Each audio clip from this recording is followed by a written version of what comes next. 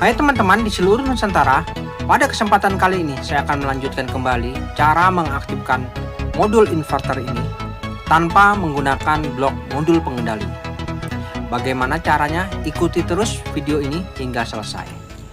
Oke, di bagian modul inverternya ini ada soket yang harus kita pelajari terlebih dahulu. Ya, ini di bawah juga ada soket. Fungsi-fungsi dari soket ini apa saja? Oke, langsung saja saya akan lepas dulu ya untuk soket-soketnya ini. Saya akan pelajari terlebih dahulu rangkaian inverternya ini supaya bisa aktif bagaimana.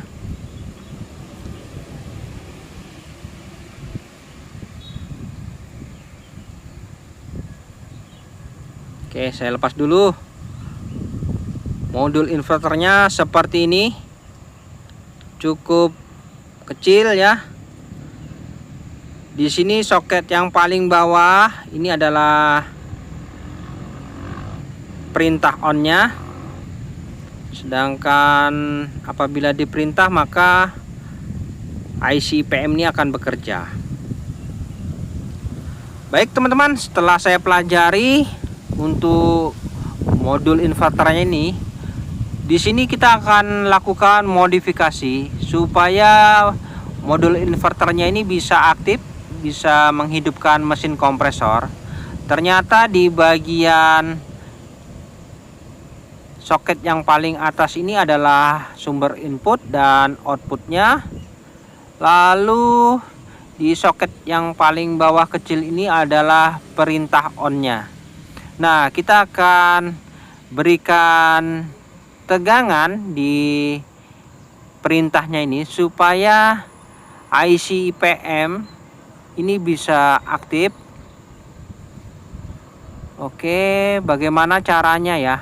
Di sini saya akan siapkan beberapa komponen untuk mengaktifkan IC PM-nya ini supaya modulnya bisa aktif. Yang pertama saya siapkan transistor PNP, yaitu nomornya A733. Nah, ini ya, transistor PNP A733. Lalu ukurannya 1 kilo. Nah ini ya, coklat hitam merah. Lalu elko 1000 mikro 16 volt. Nah, jadi 3 komponen ini yang saya perlukan untuk menghidupkan rangkaian inverter ini. Oke, bagaimana caranya? Yang pertama, di sini saya akan pasang terlebih dahulu transistor PNP A733.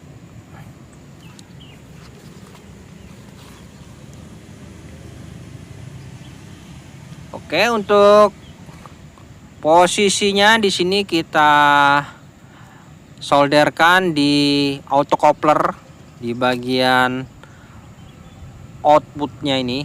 Autocoupler yang di bagian out saya sambungkan kolektor emitor.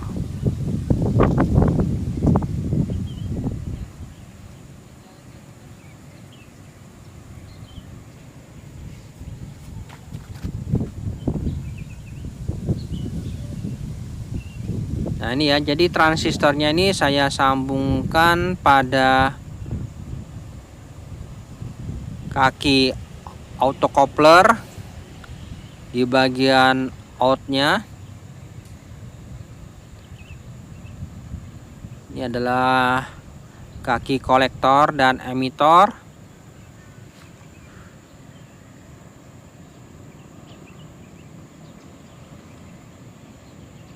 Nah ini ya, tersambung begitu saja ya. Kita akan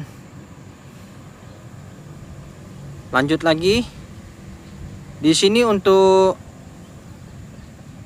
resistor dan elko-nya saya jadikan satu dulu.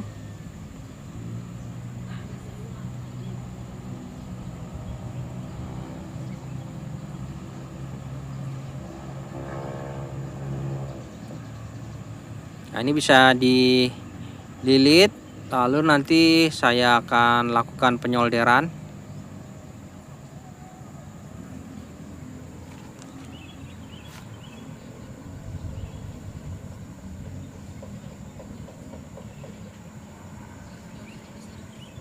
Oke, selanjutnya setelah dilakukan penyolderan ya, posisi negatif, nah ini ya, pada elko ini kita akan sambungkan pada jalur out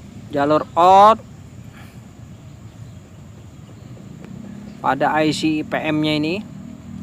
Di sini ada keterangan ya, di keterangan bisa kita lihat.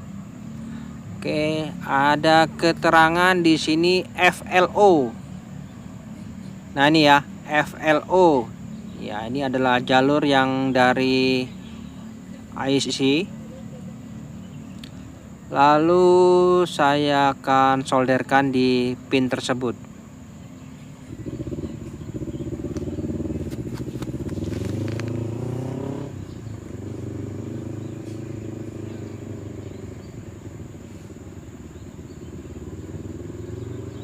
Oke, ini ya, pastikan posisi kutubnya ini jangan sampai salah. Untuk negatifnya di bawah.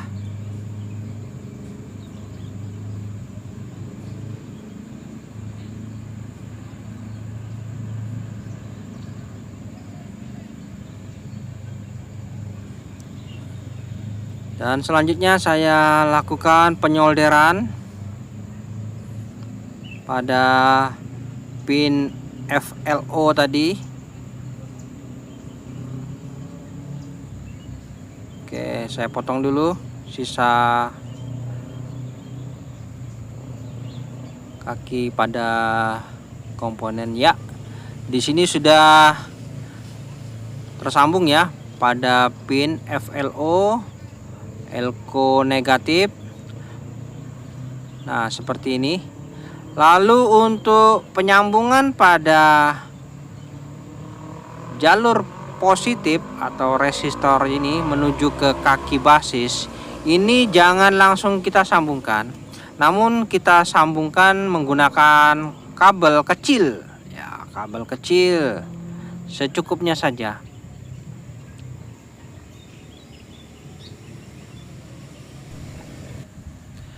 Jadi apabila kita dalam melakukan modifikasi seperti ini tanpa menggunakan kabel ini, maka proses pembentukan pulsa itu tidak akan terjadi. Jadi ini kabel ini mungkin seperti anten gitu ya, antena, sehingga terbentuk pulsa. Oke, jadi sudah tersambung ya dengan bantuan kabel kecil ini, yang mana nanti kaki basis pada transistor ini akan di trigger oleh jalur kabel elko dan resistor ini ya, yang berasal dari FLO, pin FLO. Oke, seperti ini saja cara memodifikasi modul inverter supaya bisa aktif tanpa menggunakan modul pengendali. Jadi kita membuatkan pulsa tersendiri agar modul inverter ini bisa aktif. Baik, kita akan lakukan pengetesan apakah berhasil ya. Mari kita coba.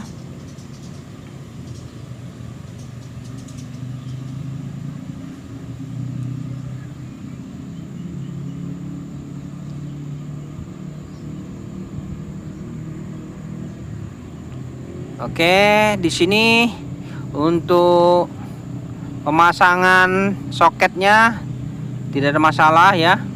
boleh dipasang, boleh tidak, karena juga tidak ada fungsinya lagi.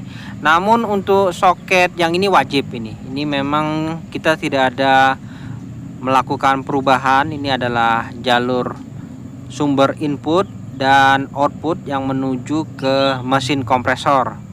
Untuk soket yang kecil ini bebas, tidak dipasang juga tidak masalah, karena kita sudah tidak gunakan modul pengendali.